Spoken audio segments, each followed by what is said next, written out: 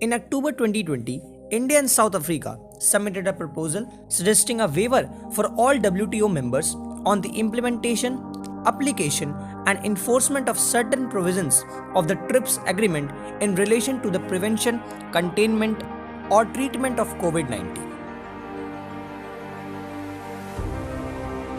The Agreement on Trade-Related Aspects of Intellectual Property Rights, or TRIPS, came into effect in January 1995. It is a multilateral agreement on intellectual property rights such as copyright, industrial design, patents, and protection of undisclosed information or trade secrets. According to a WTO statement, the proponents of the proposal argued the relaxation would avoid barriers to the timely access to affordable medical products, including vaccines and medicines, or to scaling up of research, development, manufacturing, and supply of essential medical products. The waiver proposed by the two countries would cover obligation in 4th section of Part 2 of the TRIPS agreement.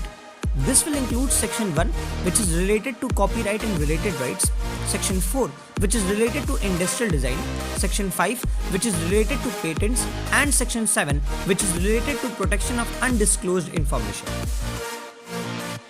It would last for a specific number of years as agreed by the General Council and until widespread vaccination is in place globally and the majority of world's population is immune.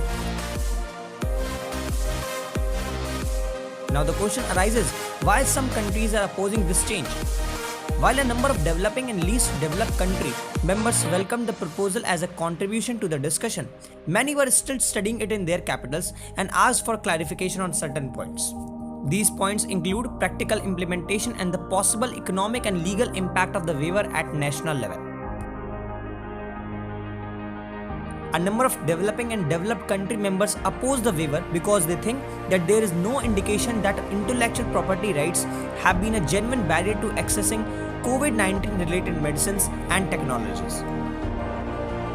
Those who are opposing have opened that the suspension of intellectual property rights, even for a limited period of time, was not only unnecessary, but it would also undermine the collaborative efforts to fight the pandemic that are already underway.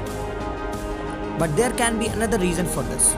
Recently, India's Commerce and Industry Minister Piyush Goyal said, on one hand, the developed countries talk about supporting each other and multilateral fight against COVID-19 pandemic, but on the other, they are looking at protecting the interest of a few companies. This can be true in reality also.